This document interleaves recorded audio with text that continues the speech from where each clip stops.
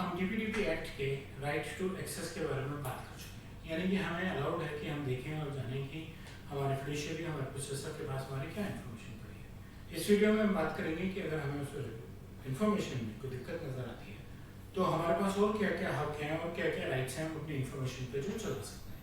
मेरे YouTube channel पे आपका स्वागत है, जिसपे आप रोज डेटा प्राइवेसी पे नया कंटेंट देखते हैं। और आइए आज हम बात करें राइट टू करेक्शन और राइट टू इरेजर की।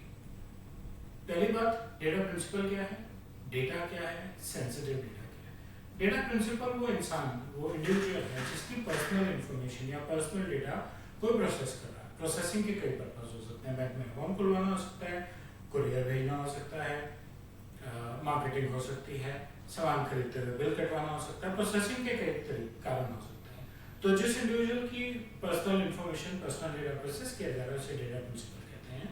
और वो जो इंडिविजुअल है, अगर वो कोई छोटा बच्चा है 18 साल से कम की उम्र का, तो उसके पेरेंट्स और उसके गार्जियंस की इंफॉर्मेशन जो भी अवेलेबल हो उसको भी डेटा प्रिंसिपल ही माना जाता है। और अगर वो डिसेबल्ड है, अगर वो अपने खुद कंसेंट नहीं दे सकता या खुद डिसीजन नहीं ले सकता, तो जो भी उसका लॉफुल गार्जियन है उसको भी डेटा प्रिंसिपल ही माना जाता है। ठीक, तो ये तीन इंपॉर्टेंट चीजें कि डेटा प्रिंसिपल क्या है, डेटा क्या है। तो उस इंसान की पहचान बनाने वाली इंफॉर्मेशन को पर्सनल डेटा बोलते हैं। कोई भी ऐसी इंफॉर्मेशन जो उसकी पहचान बना सके, आपको उससे आपको आइडिया दे सके कि कौन किसकी बात हो रही है, जैसे किसी का नाम, किसी का पता, किसी का फोन नंबर, किसी का ईमेल आईडी, ये सब उसकी पर्सनल इंफॉर्मेशन। ठीक, तो ये उसका पर्सनल डेटा है। नाम यूनिक होना जरूरी नहीं है, लेकिन एक एड्रेस पे एक नाम के जनरली एक ही लोग रहते हैं। एक फोन नंबर और एक ईमेल आईडी तो यूनिक ही होते हैं एक इंसान के। तो उस सारी इंफॉर्मेशन को उसका पर्सनल डेटा कहा जाता है। और अगर कुछ ऐसा पर्सनल डेटा हो जिसके चले जाने से, जिसके चोरी हो जाने से, गुम हो जाने से कोई नुकसान हो सकता है, तो उसको सेंसिटिव पर्सनल डेटा कहते हैं। जैसे मेरे बायोमेट्रिक्स एज अ प्रिंसिपल, मेरे फाइनेंशियल रिकॉर्ड्स, मेरी हेल्थ केयर रिकॉर्ड्स, ये मेरे सेंसिटिव पर्सनल डेटा हैं, क्योंकि अगर ये कोई और मिसयूज करता है तो इससे मुझे नुकसान हो सकता है। ठीक, सो ये है डेफिनेशन पर्सनल डेटा और सेंसिटिव पर्सनल डेटा की। अब बात आती है right to correction and erasure की। हमने बात की कि भाई हमने राइट टू एक्सेस यूज किया और अपना डेटा एक्सेस करके देख लिया कि हमारा क्या डेटा है किसी के पास। ठीक, अब वो डेटा देखने के बाद हमें लगा कि यार इसमें तो कुछ गलती है, पर हमें क्यों देखना पड़ेगा और क्यों करेक्ट करना पड़ेगा। जब हमसे इन्फॉर्मेशन कलेक्ट की थी तब में और आज के बीच में अगर हमारी पर्सनल इन्फॉर्मेशन में कुछ चेंजेस है, मैंने एक नया फोन नंबर ले लिया है, मैंने नौकरी बदली तो मेरा ईमेल आईडी बदल गया है, मेरे बैंक की इन्फॉर्मेशन बदल गई है, नया बैंक अकाउंट खोला हो सकता है, मेरा एड्रेस बदल गया है। ठीक, दूसरा, अगर आपने डेटाबेस कहीं और से ली है और मेरी इन्फॉर्मेशन को प्रोसेस कर रहे हैं किसी लेजिटिमेट पर्पस के लिए, किसी लीगल पर्पस के लिए, तो भी मेरे पास राइट टू एक्सेस है कि मैं खोल के बता तो दूं कि ये इन्फॉर्मेशन सही है या गलत है। तो जब मैं देखूंगा कि मेरी इन्फॉर्मेशन या तो कंप्लीट नहीं है या उसमें कुछ गैप्स हैं, तो मैं आपके पास आके बोलूंगा भाई साहब इसको ठीक करो। अगर मेरी रिक्वेस्ट लॉफुल है तो आपको उसको ठीक करना पड़ेगा। और अगर मुझे ऐसा लगता है कि आपने मेरे से डेटा एक काम के लिए कलेक्ट किया और आप उसको यूज किसी और काम के लिए कर रहे हैं, पहले वाला हुआ या नहीं हुआ वो एक अलग बात है, लेकिन आप किसी और चीज के लिए भी यूज कर रहे हैं, तो मैं आपसे कह सकता हूँ कि मुझे आपसे इन्फॉर्मेशन करेक्ट नहीं करानी, इरेज करानी है। और ये आपकी जिम्मेवारी है कि आप मुझे लिख के देंगे, प्रूव करेंगे कि आपने मेरी इन्फॉर्मेशन करेक्ट करती है, मेरी इन्फॉर्मेशन हमेशा के लिए इरेज करती है और आप उसको फर्दर नहीं प्रोसेस करेंगे।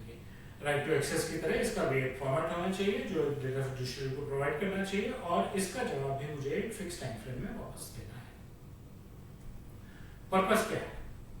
सरकार चाहती है कि आपकी जो पर्सनल इंफॉर्मेशन को प्रोसेस कर रहा है, आपको बताओ आपकी क्या इंफॉर्मेशन प्रोसेस की जा रही है, कैसे प्रोसेस की जा रही है, आपका कंट्रोल हो अपनी इंफॉर्मेशन का। ठीक, आपके काबू में हो। ऐसा नहीं है कि आपको मालूम नहीं है किसी ने क्या उठाया, क्या प्रोसेस कर दिया। इससे फायदा भी पड़ा है।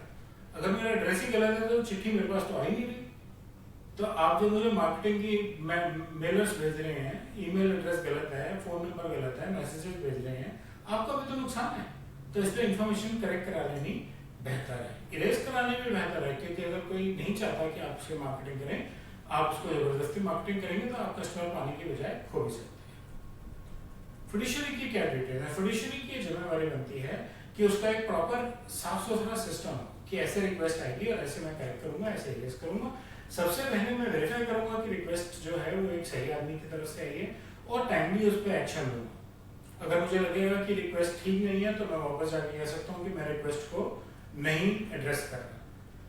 खास करके रिक्वेस्ट टू इरेज, करेक्शन में भी ये दिक्कत आ सकती है। अगर आपकी पर्सनल इंफॉर्मेशन यूज करके कोई लिटिगेशन चल रही है तो हो सकता है आपकी फिडुशियरी कहे कि जब तक लिटिगेशन खत्म नहीं होगी मैं पर्सनल इंफॉर्मेशन को ना ठीक कर सकता हूँ ना इरेज कर सकता हूँ, और मैं इस इंफॉर्मेशन को सिर्फ लेजिटिमेट पर्पस और लीगल पर्पस के लिए होल्ड कर सकता हूँ, नहीं तो मुझे आपकी रिक्वेस्ट को ऑनर करना चाहिए। और अगर मैं कहता हूँ कि नहीं जी मैं तो पब्लिक वेलफेयर के लिए आपकी इंफॉर्मेशन यूज कर रहा हूँ, कर सकते हैं ना आप, मेरी हेल्थ केयर रिकॉर्ड को यूज करके स्टडी करके पब्लिक की मदद कर सकते हैं, तो फिर आप मेरी इरेजर की रिक्वेस्ट को रिजेक्ट कर सकते हैं, ठीक। और अगर आपको उसमें मेरा पता और नाम नहीं दिखाना तो उस वाले पोर्शन को मैं करेक्ट कराऊं ना कराऊं को फर्क नहीं पड़ता, क्योंकि आपका सैंपल रिसर्च तो किसी और पोर्शन पर होगा, ठीक है। तो अगर लीगल कंप्लायंस है या लेजिटिमेट पर्पस है तो आप कोई भी डेटा फिडुशियरी आपके रिक्वेस्ट को ना कर सकता है। अगर आपको लगता है कि अनजस्टिफाइड है उसको ना नहीं करनी चाहिए थी, आप रिव्यू रिक्वेस्ट कर सकते हैं, आप जवाब दे सकते हैं कि आप जो कारण बता रहे हैं मुझे वो कारण मंजूर नहीं है। आप उनके इंटरनल डेटा प्रोटेक्शन ऑफिसर से कंप्लेंट कर सकते हैं कि मुझे ये पसंद, ये आपका जवाब ठीक नहीं लगा, आप मेरी रिक्वेस्ट को दोबारा कंसिडर कीजिए, और अगर वो ना माने तो आप डेटा प्रोटेक्शन बोर्ड पर जा सकते हैं।